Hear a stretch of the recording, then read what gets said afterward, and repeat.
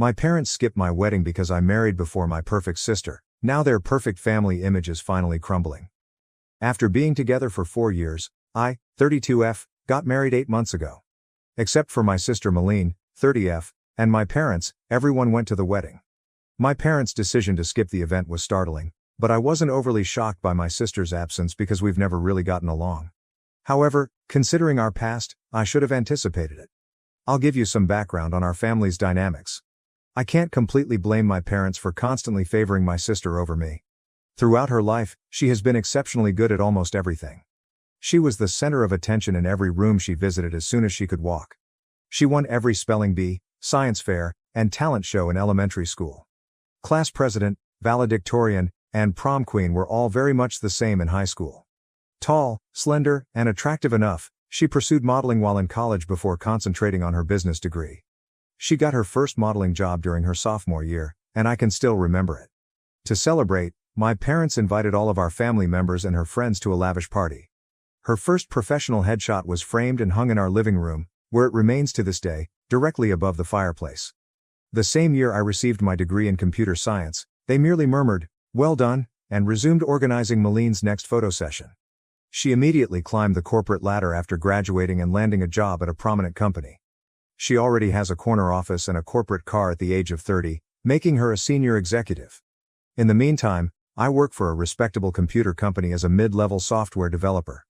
Although I'm pleased with my work and it's a decent profession, it's not the type of employment that makes parents boast in front of the family. In addition, I'm bigger and shorter than my sister. My mother made crude remarks about my appearance, signed me up for workout classes I didn't want to attend, and put me on diets all the time when I was growing up. She would say, "Malene never struggles with her weight." Or, "You could look as nice as your sister if you just put in a little more effort." Even though I had learned to ignore these remarks by high school, they had an impact. Over the years, I've accepted these distinctions. I ultimately came to terms with the fact that my parents never took as much delight in my accomplishments as they did in Malene's. What was my option? I tried to get their approval for years by attending classes they recommended, joining clubs they encouraged, and even attempted modeling for a short time, a failure my sister never lets me forget. However, nothing was ever sufficient. I was merely the second daughter, and they were completely enamored with my sister's achievements. I gave up attempting to impress them sometime in my mid-20s. I concentrated on creating my own life, growing professionally on my own terms, and forming bonds with individuals that respected me for who I am. To be honest, following that, things have improved. Knowing that my parents were constantly concerned about maintaining appearances, I kept my interactions with them superficial in order to prevent conflict. During our mandatory Christmas meals and sporadic family get-togethers, I would nod and grin while they raved about Malene's most recent job, lover, or vacation spot. Since they had Malene to swoon over, they didn't seem to notice my emotional distance. Then, at a computer conference, I ran upon my spouse through a mutual friend. He noticed me, actually saw me, unlike my family. He liked my dry sense of humor, my ability to code, and yes, even my body type, right from the beginning. He never once said I should change or make comparisons to other people. He proposed to me after 4 years of dating when we were alone at home, enjoying takeaway and our favorite TV in the background. It was flawless. Naturally, I told my folks that I was engaged last year. My first clue should have been their response. There was no congratulation, only stillness. My mother then questioned whether I was certain I wanted to jump right in and recommended that I might want to improve my physical condition before the wedding. My father didn't say much at all. During the engagement party, my husband noted their odd reaction, which I was too anxious to fully comprehend at the time. They crouched over my mother's phone in a corner for the majority of the evening. My husband then informed me that he had heard them talking to Malene on the phone, who was clearly crying. They were talking about how this wasn't the plan, and how they never expected Rebecca to get married first, according to what he vaguely heard. There were some minor setbacks during the wedding planning process. Despite not even being engaged at the time, my mother had already made many wedding Pinterest boards for Malene and was not interested in assisting me in selecting a dress or location. My mother merely remarked that it was practical and suitable for my figure when I selected my dress, a straightforward yet exquisite A-line gown that made me feel lovely. My future mother-in-law, who treated me like the daughter she never had, and I ended up working together on the majority of the preparations. I carefully reviewed and double-checked the guest list with my spouse to be sure no one was overlooked before sending out both electronic and paper wedding invitations. I am certain that my parents received theirs because the electronic invitations included red receipts. I called, texted, and emailed them several times after realizing they hadn't RSVP'd. My mails were either ignored or met with evasive responses stating that they were very busy and needed to check their schedules. I couldn't waste too much energy worrying about it because I was too busy getting ready for the wedding. My in-laws were incredibly helpful, offering assistance with everything from seating maps to floral arrangements. Even at the lovely bridal shower hosted by my husband's sister, the painfully obvious absence of my own family was never brought up. Even though my parents weren't there, the wedding day itself was beautiful. We held a laid-back afternoon celebration after the morning wedding in a garden setting. Everyone was right when they said we looked so content and in love. But there were times when their absence felt like a physical anguish, such as when I saw the front row seats empty or at the father-daughter dance that I was not able to attend. I sought answers after the honeymoon and wedding. They said they were deeply hurt, that they had never gotten a formal invitation when I eventually reached them on the phone. My mother launched into a lengthy tirade about how careless I was, how she had always wanted to assist in organizing her daughter's weddings, and how she couldn't comprehend why I would leave them out of such a significant occasion. I was perplexed by this since I was positive we had given them both kinds of invitations. During the call, I verified that we had indeed sent them by looking through our records. Even the physical invitation's delivery was confirmed. I didn't confront them about their attempts to gaslight me. I just said I was sorry for the error and hung up. Later, my husband brought up a number of incidents that demonstrated their true intentions, such as the way they appeared surprised rather than delighted when we told them we were engaged, or the way they continued coming up with reasons not to assist with the wedding planning. Because he didn't want to add to my anxiety during the wedding planning process, he hadn't brought up these findings earlier, but in retrospect, the pattern was clear. The idea that I, the less successful daughter, was getting married before their beloved Malene was too much for them to bear. Their demeanor simply served to validate what I had always suspected but had resisted, that I would never be able to compete with my sister in their eyes. The most depressing thing was learning that even my wedding day, which ought to have been a celebration of love and fresh starts, turned into yet another front in their never-ending war to preserve their ideal family image, with Malene at its core. Malene recently got engaged to someone she's been dating for a year, according to family members I spoke with.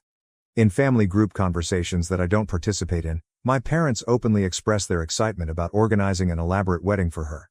They are already boasting about securing upscale locations and luxury gowns, and my mother is taking Malene to private fittings at upscale stores. All the mother-daughter time I was not allowed. It's intriguing that a large number of our family are suddenly refusing to go to Malene's wedding and engagement party. My parents' actions at my wedding apparently became a topic of conversation in the family. I just tell my family members what I think is real when they inquire as to why my parents didn't attend my wedding. They couldn't bear it when I married before their beloved daughter. I present the facts as I perceive them, without embellishment or an attempt to win sympathy. My parents got in touch with me a few days ago and accused me of purposefully attempting to spoil Malene's wedding. According to their claims, the relatives they have spoken to are using reasons to avoid going to any of her wedding-related festivities. My cousin, to whom my sister vented, informed her that people are reluctant to come because they have heard about my parents' treatment of me. My parents claim that because I'm envious of my sister's impending lavish wedding, I'm spreading false stories. The problem is that I'm only telling folks the truth about what happened. Perhaps they should consider their conduct instead of blaming me for the results if the truth makes them appear terrible. As things continue to change, I'm finding it harder and harder to keep up the appearance of a relationship with my parents. Their behavior during my wedding finally made it clear to me that I would never be sufficient for them, regardless of what I did. Their absence at my wedding is no longer the most difficult aspect. It's coming to terms with the fact that I never had the kind, encouraging parents I always desired. I'm concentrating on creating a life with someone who genuinely appreciates me for who I am right now, but I'll keep you updated if anything important changes. First update: since my last post, which was 2 weeks ago, a lot has transpired. I ultimately made the decision to speak with my parents face-to-face over their actions at my wedding and their current charges that I ruined my sister's special day after reading your encouraging remarks. I felt it was time to put everything on the table when they began texting me about their tarnished family history. My parents quickly started making accusations during our phone call, saying that I was jealous of Malene and had planned the entire thing. I did something I had never done before. I agreed with them, but not in the way they had anticipated, in place of defending myself as I usually would. I said to them, "You're correct. I'm envious. Not Malene's career, not her accomplishments, not her appearance. I'm envious of the unwavering love and support you've shown her, which you never even made an effort to show me." There was a pause in the line. My mother then began claiming that I was exaggerating and that they had always treated us equally. Something broke inside of me at that moment. Feelings that had been repressed for years came flooding out. I informed them of each birthday when Meline's most recent success eclipsed my own accomplishments. When Meline had a modeling callback, my mother canceled my high school graduation dinner. About how her prom outfit cost more than the total cost of my college textbooks for a year. I continued despite my father's attempts to cut me off by accusing me of exaggerating. I talked about how it was to watch them spend years organizing my sister's fictitious wedding while showing no interest in my own. I told them how painful it was to see my parents' seats vacant and how my mother-in-law had to help me with everything, from wedding preparation to clothing buying. Their reaction was instructive. They flipped it on me rather than accepting any of my arguments. "Why did you never speak up if you felt this way?" As if I hadn't tried to speak with them for years, my mother insisted. My father went on to say that by discussing these emotions with our family members, I was being unjust and spiteful. My mother said something at that point that ultimately clarified everything. "We never imagined you'd go to such lengths as to try to ruin Meline's wedding out of spite, but we always knew you were insecure about her success," she stated. "This is not how we brought you up." I became aware that they couldn't even hear me. They believed that their behavior and my emotions had nothing to do with the entire circumstance. It has to do with Meline's reaction. They were more worried about her impending nuptials than the hurt they had caused me, even during this discussion about their absence from my wedding. I didn't attempt to make things better for the first time in my life. I didn't retract or apologize. Rather, I expressed my thoughts to them directly. "You're correct on one point. I was raised by you. You instilled in me the belief that I would never measure up. That Meline's accomplishments would always be more significant than mine. That upholding your ideal family image was more essential than my feelings. However, you also taught me that I deserved better than this, which was something you didn't mean to teach me." Before my father spoke, there was a long pause. He spoke in a cool, collected tone.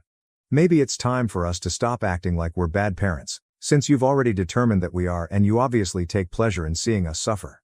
Since you are family, we assumed you would assist in resolving this issue, but it is clear that you have made your own decisions." The last blow was delivered by my mother. "Perhaps you simply couldn't cope with not being the center of attention, even though we always tried to treat you both fairly. Rebecca, that's not our fault. You made the decision to play the victim." I refrained from arguing. Why would it matter? Everything I had been saying had just been validated by them. They were unable to admit their involvement in any of anything, even at this last discussion. I just hung up and said goodbye. I was surprised to feel relieved after the call. Tears were shed, to be sure, but they weren't the frantic, heartbreaking ones I remember from my early years. They were liberating tears. For the first time, I had expressed everything I needed to say without holding back or feeling guilty about how I felt. Later, my husband saw me gazing at the sunset from our back porch. He sat next to me and grasped my hand without saying anything. "They're never going to change, are they?" I asked him after a time. "No, but you have," he said, squeezing my hand. "And that is what counts." He is correct. I've changed. The young child who frantically tried to win her parents' approval is no longer there. They no longer need to validate the woman who came out of that last conversation.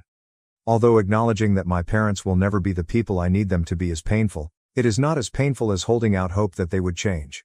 For the first time, I don't really care what happens with my sister's wedding or the family drama. I've had my say, and they now have to deal with whatever comes up. The most peculiar aspect? I feel as though a burden I've carried my entire life has finally been lifted. Although it's not the happy ending I had hoped for with my parents, perhaps it was the one I needed, the ability to quit striving for love that ought to have come naturally. Second update. 3 days have passed since my run-in with our parents, and things have taken a surprising turn. Meline made the decision to become involved in the drama, but her strategy failed horribly. My sister sent me a thoughtfully composed message yesterday morning. She had developed a condescending tone over the years, and it was evident in her text. "What you said to your parents was totally inappropriate.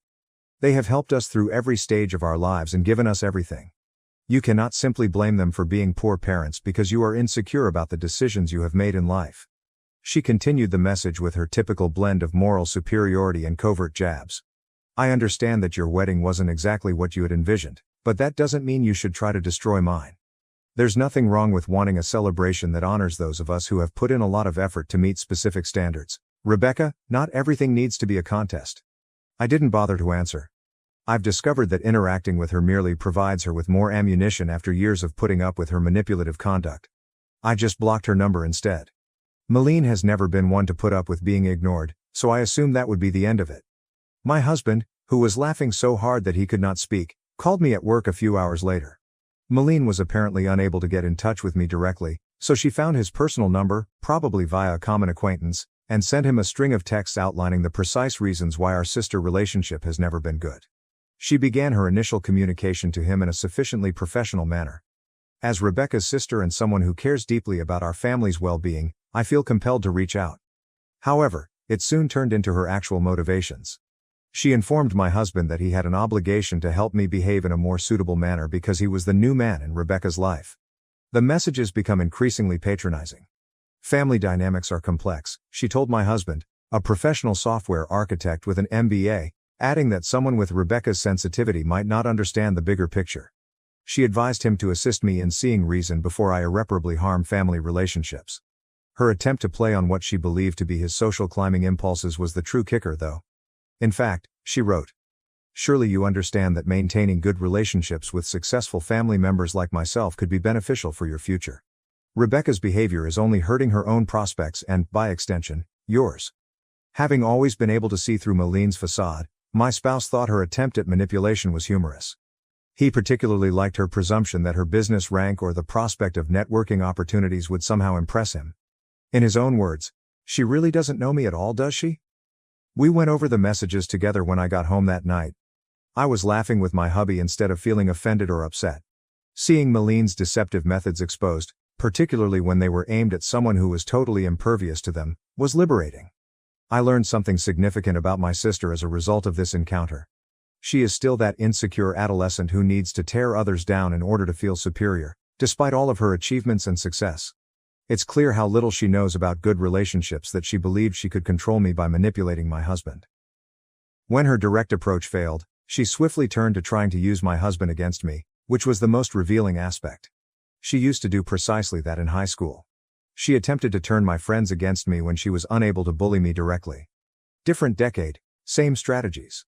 With this fresh viewpoint, I now understand how Malene's actions went beyond simple sibling rivalry throughout our early years. She made a concerted effort to keep her status as the favorite child, always telling our parents, and me, how much better she was. She had to overshadow whatever I accomplished. She had to point out my shortcomings to everyone I made friends with. My response to her games is different now. Her messages would have caused me to fall into self-doubt 10 years ago. I would have been upset and hurt 5 years ago. Today? Simply put, I'm sick of the drama and find her blatant attempts at manipulation amusing. My husband's response was ideal. Rather than becoming embroiled in her drama, he merely responded, "Thank you for your concern about Rebecca's well-being. As her husband, I'm focused on supporting her happiness, not managing her behavior. I think it's best if you direct any future concerns to Rebecca directly. Have a nice day." Malene sent one last message after not receiving the desired response. "I see she's poisoned you against the family too. Don't say I didn't try to help when this all blows up in your faces." Ironically, Malene's attempt to assist has further strengthened my resolve to keep my distance from the destructive dynamics of my family. Nothing has changed, as evidenced by her messages to my spouse. She is still the same cunning individual who feels the need to dictate every story and who perceives any departure from her ideal family script as a danger. Knowing that her attempts at persuasion were so totally unsuccessful is perhaps the most pleasant aspect of the entire incident. She succeeded in bringing my spouse and I closer together rather than causing us to drift apart. Totally unconcerned by her fears of social repercussions, we joked about her texts and planned a weekend trip during the evening. I've come to understand that true family isn't about upholding facades or dictating stories. It's about standing together, laughing together, and supporting one another when someone tries to manipulate you, even your own sister. I'm more certain than ever that I'd be better off keeping a safe distance from Malene's wedding drama. Instead of getting sucked into my family's never-ending power struggles, my husband and I have made the decision to concentrate on creating our own happiness. Success is said to be the best form of retaliation, but I'm coming to realize that real success isn't about impressing people. It's about accepting your decisions and surrounding yourself with individuals that encourage rather than impede your own development. I feel more successful than ever by that metric. Third update. After my sister's unsuccessful attempt to control my husband 2 weeks ago, things have taken unanticipated turns. The situation is becoming worse despite my parents' desperate attempts to repair their reputation. I found out through family ties that my parents have been on a mad quest to correct the narrative. They have been phoning each relative separately and accusing me of spreading vile tales because I'm envious of Maline's ideal wedding. They claim that I'm just resentful since her wedding will be far more sophisticated and gorgeous than mine was. According to their most recent tale, I purposefully left them out of my wedding so I could act like the victim. It's funny that they still reside in the same home they've owned for 30 years and have the same email addresses since the invention of email, but they're saying I sent their invitation to an old email address and an old physical address. The good news is that their attempts to limit the harm are failing miserably. Our family members don't believe it. Actually, a number of family members have shared their personal accounts of my parents' history of partiality. According to one aunt, my mother had previously engaged in similar antics at family weddings in an effort to guarantee that Maline was the life of the party. The way my extended family has reacted to my parents' manipulation is the most fulfilling development. Important family members, some of whom were expected to have significant parts in the event, have stopped supporting Maline's wedding. They may no longer have access to the exclusive location they were able to get through family ties. Even a family friend's luxury garment business has unexpectedly experienced scheduling conflicts. At a family get-together last weekend, things reached a breaking point. It seems that when someone naively inquired about my wedding pictures, my mother became upset. Out of jealousy, she started a defensive tirade about how I had changed after getting married and was attempting to destroy the family. Her tantrum backfired, stunning a number of relatives who were unaware of the circumstances and further harming their well-maintained reputation. It's especially ironic that my parents' frantic efforts to maintain their ideal family facade are the reason it's falling apart. Each time they attempt to justify their absence from my wedding, they wind up disclosing more about who they really are. People are becoming more aware of their deception the more they attempt to portray me as the bad guy. Family members are now picking sides after previously remaining impartial. Recently, even my father's brother, who had always kept silent to maintain harmony, apologized for not speaking up sooner about how they treated me. He has made the decision not to go to any of Maline's wedding-related festivities with his family. I don't have to answer any of this explicitly, so I haven't. The truth is taking care of everything for me. Maline and my parents always wind up revealing more of their destructive conduct when they attempt to twist the tale. It comes out that all those years of remaining silent and putting up with their treatment in an effort to keep the peace was really just a way of allowing their actions. My husband said it in the best possible words. They constructed a facade of the ideal family over many years, but it was based on emotional manipulation and partiality. Eventually, it was going to fall apart. I'm doing better than ever, personally. I no longer have to worry about attempting to win my parents' approval. The stress of controlling Maline's emotions has subsided. I'm not concerned about upholding their ideal family image for the first time in my life. Sometimes the best retaliation is just letting the truth speak for itself rather than taking action. I'm grateful to Reddit for giving me the courage to advocate for myself. You have no idea how much your guidance and encouragement have meant to me along this path. Sometimes you need to see what true family support looks like from strangers you met online. Thank you for watching. If you haven't subscribed yet, please do so and hit the notification bell to stay updated with more shocking real-life stories happening around you.